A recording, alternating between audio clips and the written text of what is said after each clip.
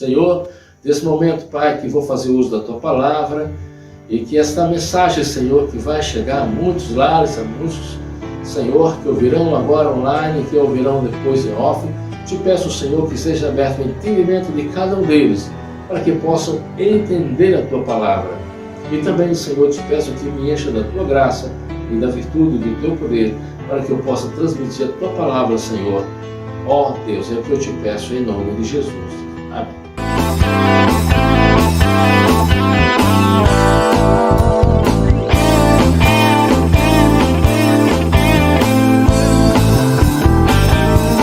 Dizia assim, meu Senhor, irei até Jerusalém. Importa ser preso, sofrer, ser crucificado também. Após 3 dias ressurgirei, depois para o céu subirei. À destra do Pai me assentarei. Chegando em Jerusalém, cumpriu-se a Escritura também. Resolveram prender e maltratar meu Senhor. Qual cordeiro mudo aceitou, a peça da cruz carregou. Depois crucificaram o meu Senhor.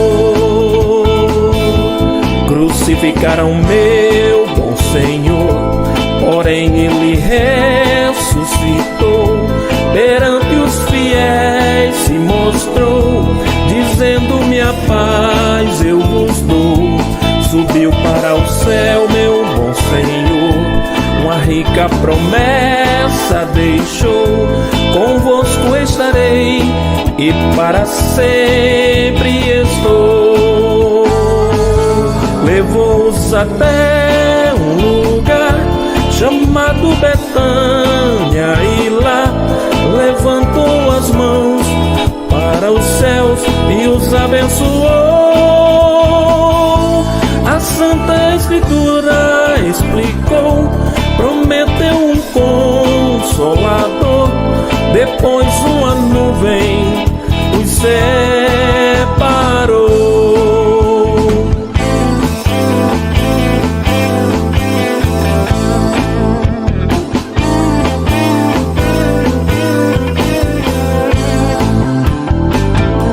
Ficaram no monte os fiéis, com saudade olhando para os céus, bem tristes porque o Senhor subiu para o céu e os deixou. Porém Jesus teve compaixão, um anjo urgente enviou, e bem perto deles assim falou: varões galileus, estás para cima olhar. Este Jesus foi recebido nos altos céus. Consolai-vos que voltará, e do mesmo modo virá. Assim como foi, ele voltará.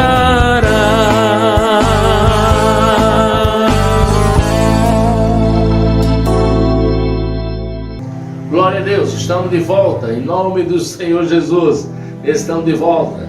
Já peço para você estar de posse da sua Bíblia. Nós vamos ler em Gálatas capítulo 5, versículo 14 ao versículo 21. Nós vamos falar aqui numa rápida reflexão as coisas que não agradam a Deus. Muitas coisas que nós fazemos agradam, outros não agradam. E eu sei que se fosse falar todas as coisas que não agradam a Deus, seria infinitos, né? É um número muito alto.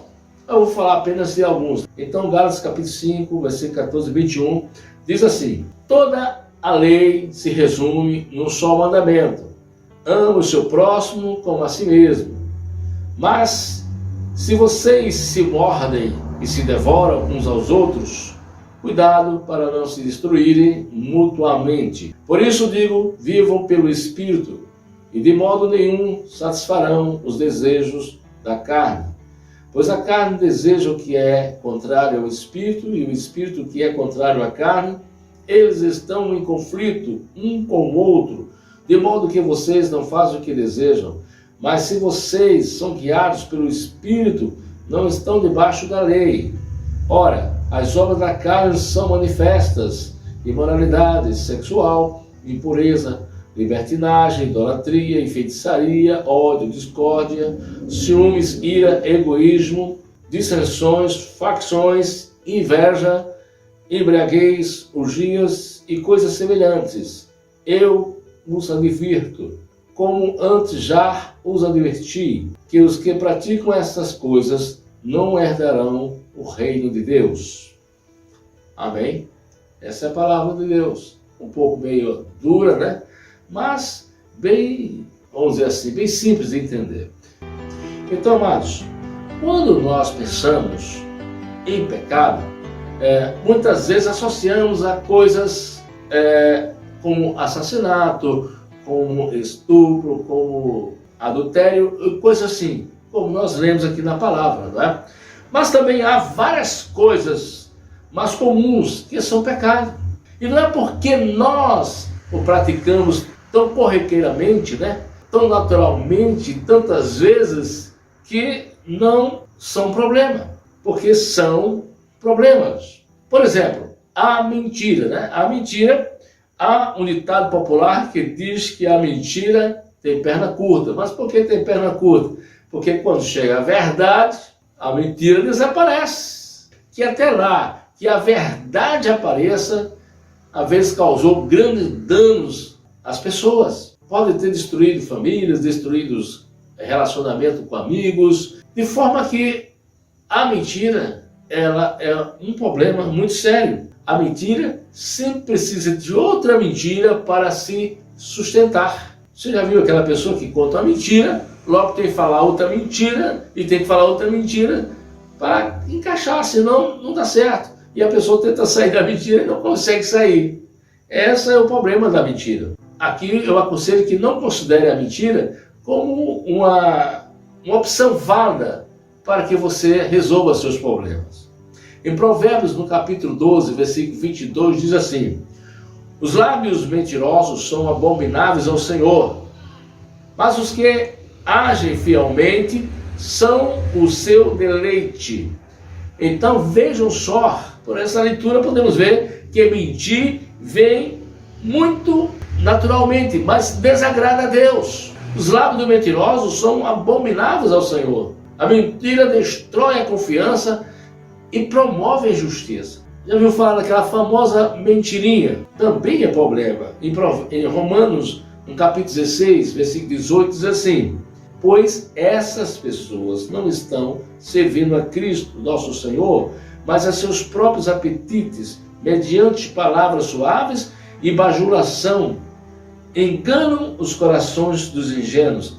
Então veja, a mentirinha também serve para tentar agradar alguém por alguma conveniência, por alguma razão. O problema é que mesmo uma simples mentirinha pode causar problemas. Às vezes a pessoa fez um negócio que não é tão legal, a pessoa chega lá, ó, você ficou legal, ficou bacana, mas na verdade você está abajurando, você não está dizendo a verdade a essa pessoa. E qual o mal disso? O mal é que aquela pessoa, no lugar de se acertar, de aperfeiçoar, de melhorar, ela simplesmente acha que está bom, porque recebeu o elogio e entende que está bom. Então você causa ali um mal àquela pessoa, evitando da pessoa se corrigir e se acertar e até crescer, certo? A verdade sempre é a melhor opção.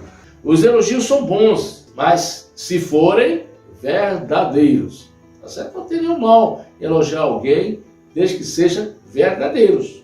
Nós devemos ter cuidado com as mentiras pequenininhas, porque, como já vimos aqui, elas são como pequenas pedras de tropeço. Então a mentira, segundo escutei uma vez, ela dá flores, mas ela não dá frutos. Mas também nós conhecemos também a mentirona, aquela que se diz mentira cabeluda, né? Vamos ler aqui para a gente entender melhor. Em 2 Timóteo capítulo 3, versículo 3 diz assim: contudo, os perversos e impostores irão de mal a pior, enganando e sendo enganados. Irmãos, mentiras dessa espécie parecem ser de utilidade. E às vezes as pessoas não querem falar a verdade para evitar um mal maior. E aí inventam uma mentira grande. Mas só a mentira, quanto maior, também é maior o problema. Por causa dessas mentiras grandes, é que grandes relacionamentos são perdidos. Né? Quantas pessoas perderam a oportunidade por mentirem. E a pessoa, quando descobre aquela mentira, né, fica decepcionada e aí perdeu a confiança da pessoa. E para ter relacionamento saudável com alguém, é preciso ter confiança, confiar em alguém. Né? Agora imagine, não sei se você já teve uma grande decepção por conhecer a verdade por alguém que mentiu para você. Então a gente sabe que a dor e a perda de confiança é um dos tristes resultados que tem tirado muitas pessoas dos bons relacionamentos. Em Provérbios capítulo 25, versículo 19, diz assim: como dente quebrado e pé desconjuntado é a confiança no desleal no tempo da angústia. Você, no momento difícil, confiar numa pessoa desleal é dolorido. Não tem como você se sentir confortável ter diante de você alguém desleal, alguém que mentiu para você, que lhe enganou, não é verdade? Quando amamos de verdade, não devemos mentir, nem ocultar. Isso também, ocultar também é mentir, tá certo? Nem ocultar a verdade. Isso nós devemos ter em nossa mente, isso aí, porque isso fere e distancia-se a pessoa de Deus e dos homens também. Quando mentimos, estamos pecando contra o Senhor e contra o nosso próximo. A mentira não é perdoada automaticamente, ela tem que vir através de um remorso, porque você feriu o seu irmão. E se você ama o seu irmão, você deve falar a verdade. Quando você mente para ele, na verdade você não está amando o seu irmão, como diz a palavra de Deus, nós devemos amar os nossos irmãos. Em Efésios, no capítulo 4, versículo 25, diz assim: portanto, cada um de vocês deve abandonar a mentira e falar a verdade ao seu próximo, pois todos somos membros de um mesmo corpo. Está aqui a orientação para falar a verdade. Então, uma das coisas que Deus não gosta, com certeza, é a mentira, não importa se seja pequena ou grande. Outra coisa, posso dizer, a indiferença. Essa atitude também é terrível, a indiferença. Não sei se você já chegou em algum lugar e alguém foi indiferente com você. É muito terrível, né? Em 1 João capítulo 3, versículo 17, diz assim: se alguém tiver recursos materiais e vendo seu irmão em necessidade, não se compadecer dele, como pode permanecer nele o amor de Deus? Então nós sabemos que diante desse momento que nós vivemos, dessa correria louca para lá e para cá, a gente pode passar despercebido quanto a atender a necessidade de alguém. A Bíblia diz que se você que tem condições não atender uma pessoa, desde que você saiba, logicamente, que está precisando, você não está tendo realmente o amor de Deus em você. Porque o amor de Deus que está em nós faz com que a gente tome uma atitude para ajudar aquela pessoa. Às vezes as pessoas dizem que a pessoa que está sofrendo, ela ali ou lá, não tem nada a ver comigo. Na verdade, tem sim a ver com todos. Não podemos resolver o problema de todo mundo, isso é certo dizer, mas devemos fazer a nossa parte. Porque a indiferença é um sinal de falta de amor. Não só para com Deus, mas também para com o próximo. E a indiferença, a gente sabe que mata, a indiferença destrói as amizades, a indiferença rouba os sentimentos das pessoas. Imagine no lar, a esposa ou o esposo ser indiferente um com o outro, né? Assim como você ser indiferente com seu amigo, ser indiferente com alguém que você não deveria ser, enfim, com ninguém devemos ser indiferente. Em Mateus 5:20 diz assim: pois eu lhes digo que se a justiça de vocês não for mais superior à dos fariseus, e mestres da lei, de modo nenhum entrarão no reino dos céus. Então nós temos que andar com justiça, temos que praticar justiça. E a indiferença é um ato de injustiça. A indiferença é um dos pensamentos mais nocivos que podemos dizer da atualidade. E sempre existiu a indiferença, né? Esse pecado é terrível da indiferença. Nós podemos ver lá em Lucas, no capítulo 10, versículo 30 ao 31, diz assim: e respondendo Jesus disse: descia um homem de Jerusalém para Jericó e caiu nas mãos dos salteadores, os quais o despojaram e espancando-o se retiraram, deixando meio morto. E ocasionalmente descia pelo mesmo caminho um certo sacerdote e vendo-o passou de largo. Olha aí, então vejam só, aquele homem foi atacado por ladrões e ficou lá quase morto. Passou o sacerdote que deveria socorrer, o sacerdote é um religioso, mas foi indiferente. Ele viu, mas não tomou nenhuma atitude, foi indiferente. Logo depois, não li, mas está no contexto aí que você pode ler, passou um levita, também viu o que o sacerdote viu. A Bíblia diz que ele viu, também passou de lado, foi indiferente. Até que veio um homem que não era religioso, simplesmente ao passar ali, o samaritano, viu o que os dois viram, mas só que ele tomou atitude, ele viu e teve íntima compaixão daquela pessoa. Às vezes a gente, ser humano, falamos de outro, que tem até condições, e por aquela pessoa, às vezes julgamos que aquela pessoa não ajuda a outra pessoa. É um erro também a gente fazer esse tipo de julgamento. Por quê? Porque você não sabe, de repente aquela pessoa está ajudando e você não sabe.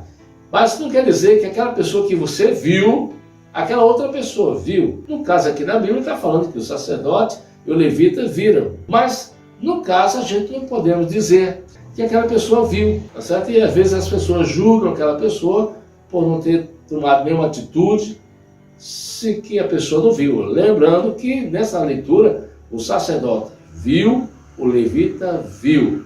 Pode ser que o seu vizinho não tenha visto, pode ser que aquele irmão não tenha visto. Outra coisa que Deus não se agrada é o egoísmo. Já viu aquela pessoa que primeiro eu, segundo eu, terceiro eu? Pois é, tem pessoas que são assim.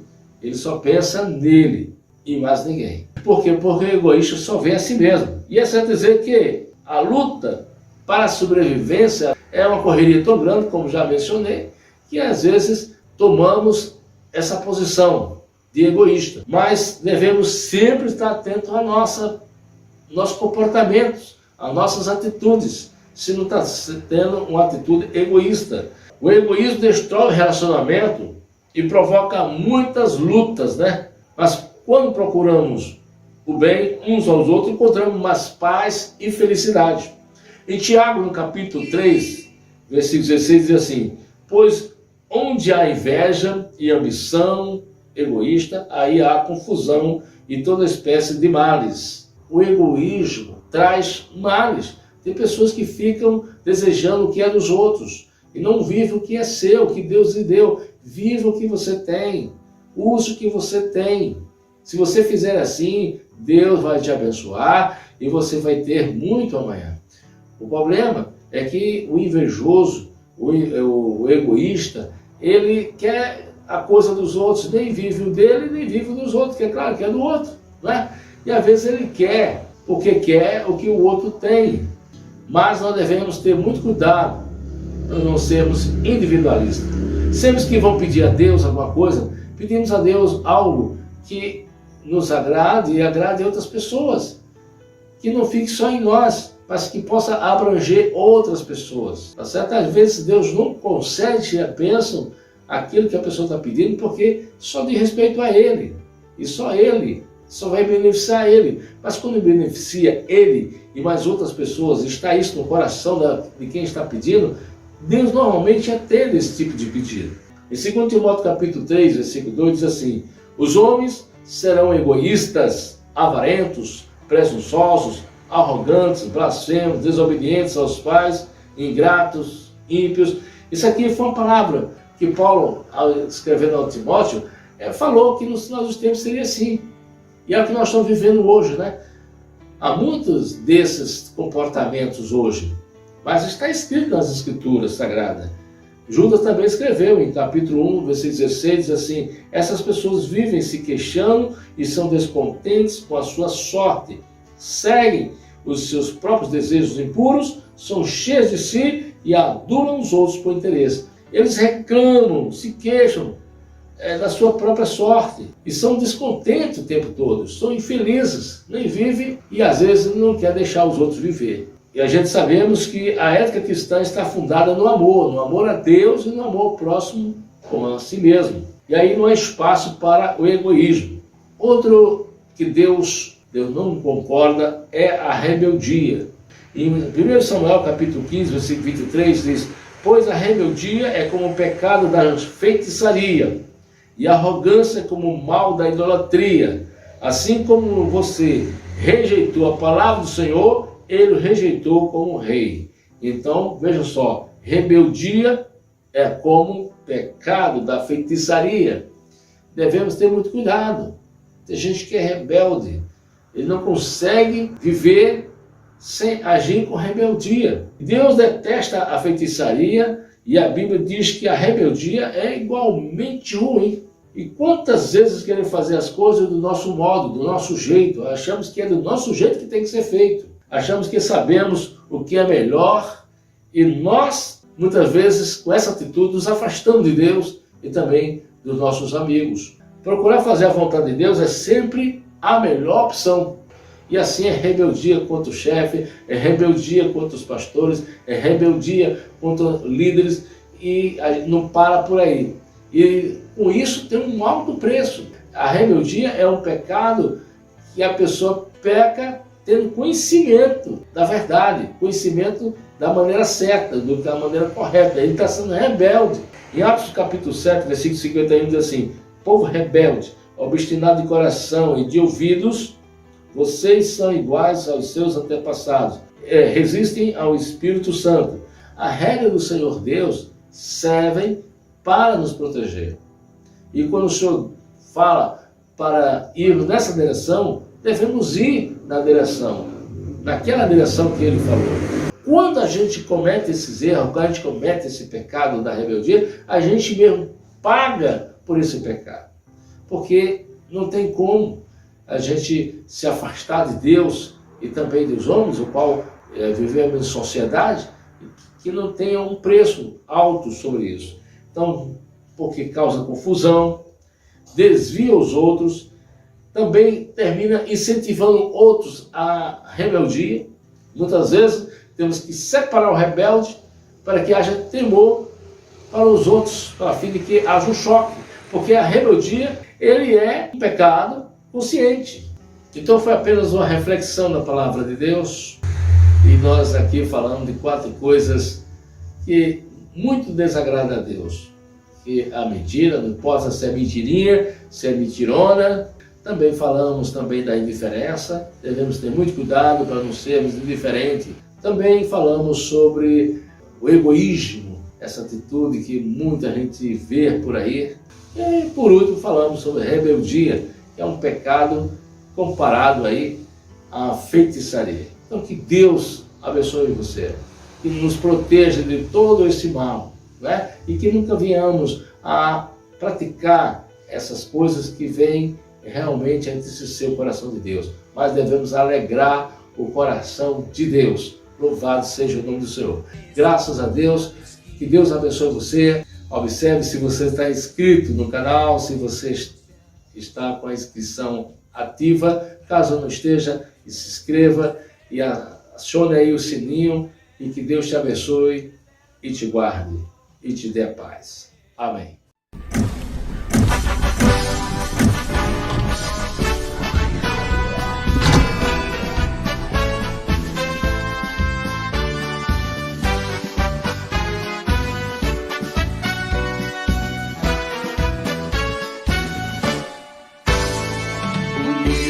Avante, lutemos com esse ideal avançar. Coragem, ó plenos da graça,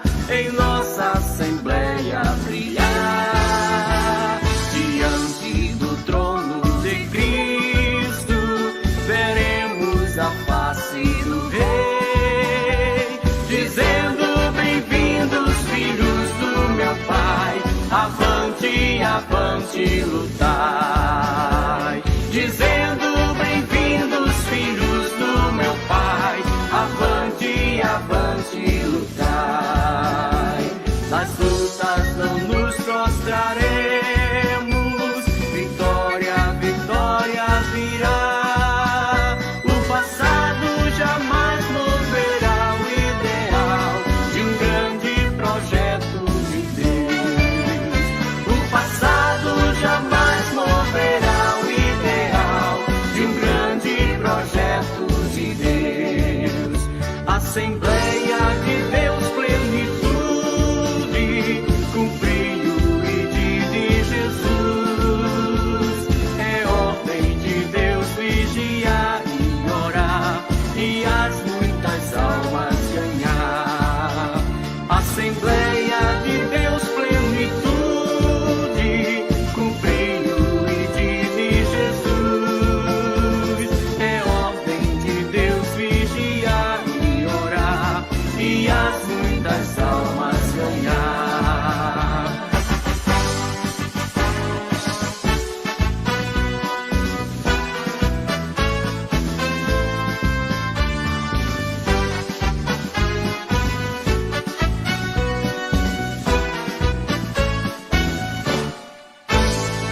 Erguei a bandeira de Cristo, convictos do seu ideal, levando a palavra da vida a povos, nações sem igual. Os campos estão brancos pra ceifa, na seara é pra se trabalhar. E no grande dia os plenos irão pra sempre com Cristo reinar. E no grande dia os plenos irão pra sempre com Cristo reinar. Nas lutas não nos prostraremos, vitória, vitória virá. O passado jamais moverá o ideal de um grande projeto de Deus. O passado jamais moverá o ideal de um grande projeto de Deus.